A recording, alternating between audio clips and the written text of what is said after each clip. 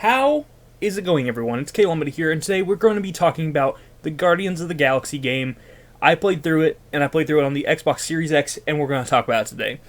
I picked this game up for around $20, which seems to be the going rate these days. I actually picked up the deluxe edition. I found it at Best Buy for $20 and had the steelbook and all the extra goodies in it.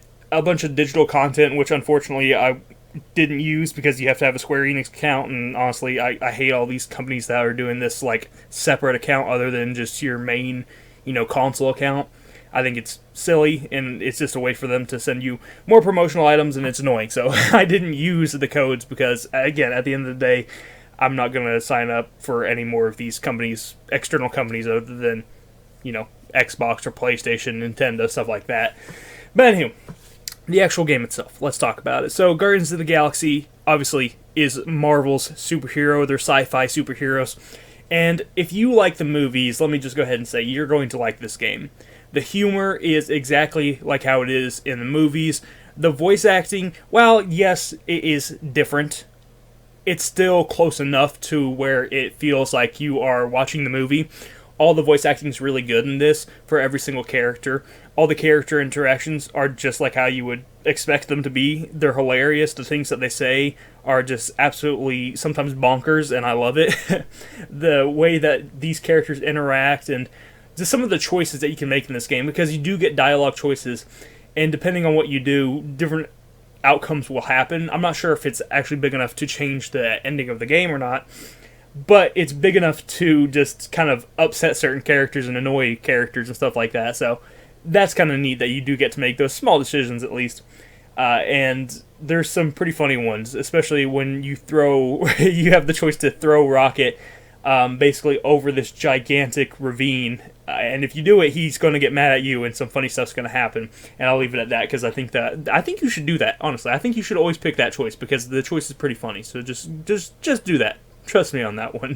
When Drax wants to throw Rocket over the ravine, let him do it. So, yeah, the game is absolutely fantastic. It looks great. Graphically, it is beautiful. This is one of the best looking games I've ever played, and I absolutely, I was stopping multiple times and just looking at the environment, just kind of in awe of how beautiful it was. It is a beautiful, beautiful game.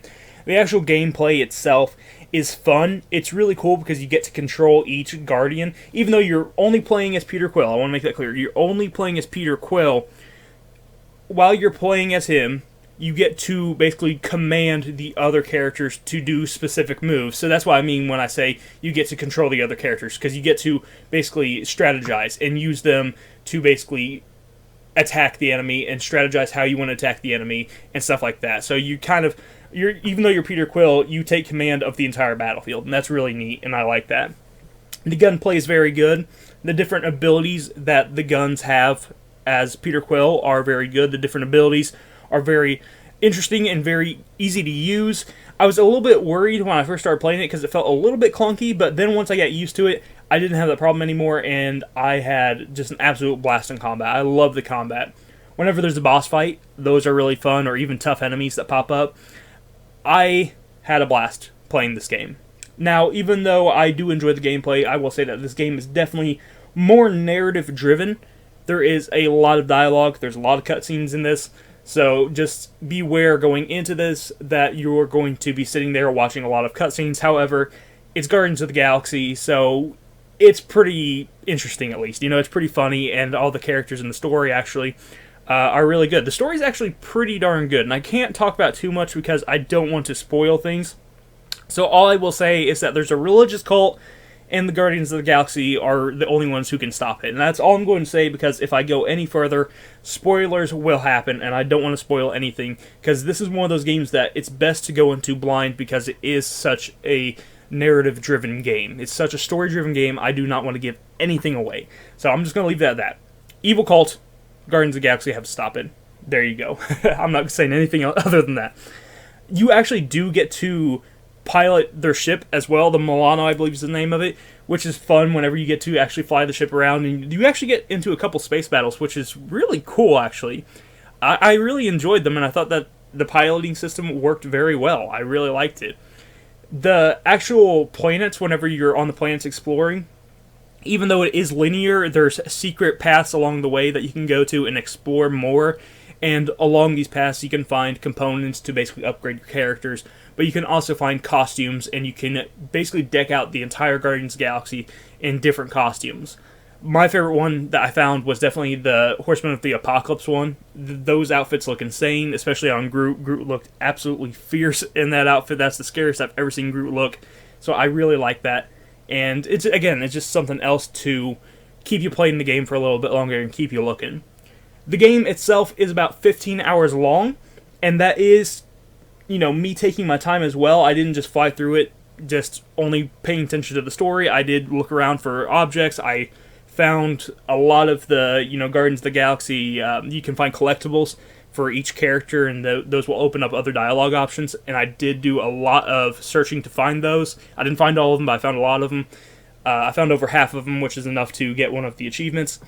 I found a lot of the outfits and everything, so I took my time with this game, and it took about 15 hours. And honestly, I think the sweet spot for narrative games is about 8 to 10 hours. When you start going over that, I think it starts outweighing its welcome, outstaying its welcome, I should say. I think it starts outstaying its welcome after 10 hours. However, since it is Guardians of the Galaxy, at least it was still interesting, it was still a lot of fun. I usually only like 10 plus hour games if they're not so focused on the story. If they're more like open world games or, arcade style games where the hours just kind of add up as you play and don't realize the hours are passing by. When it's a narrative game and it's that long, it just kind of feels like you're watching, a 10 plus hour long movie.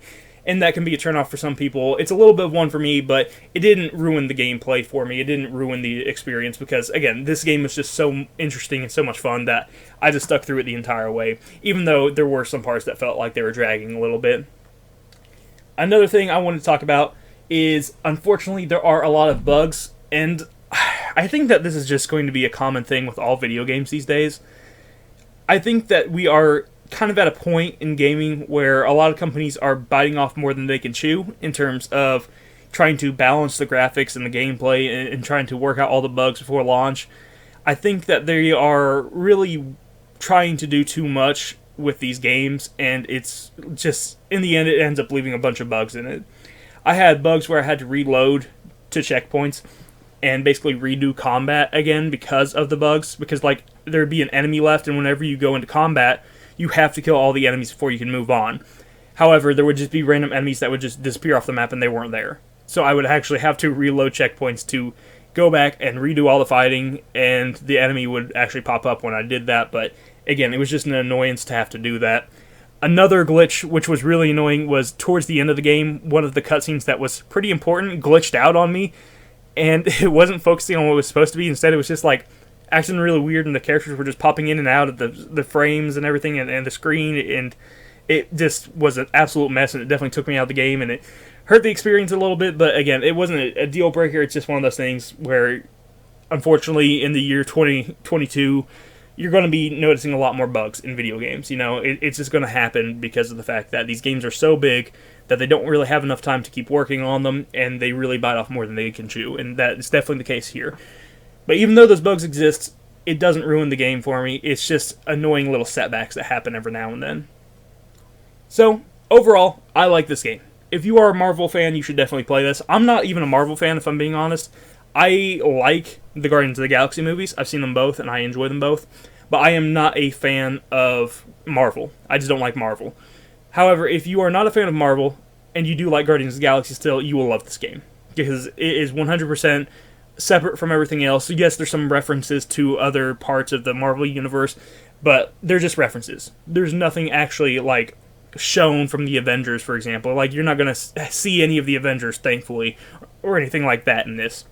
So it basically is completely separate from the rest of the universe. It's not connected to any other game or movie. It's a standalone thing, and it is a lot of fun, and I highly recommend that you play it. Even with all its bugs, it's still worth giving a shot. It's just a lot of fun. It's the funniest game I've ever played, and it's definitely worth your time, especially for $20. $20 is a great price for this game.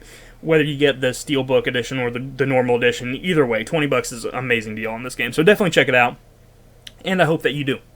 And let me know if you have played it, what you think of it in the comments down below. I will talk to you in the next video. I hope that you enjoyed this little talk, and I hope that you enjoyed the video game as well. I will talk to you next time. Y'all have a great day. Bye-bye.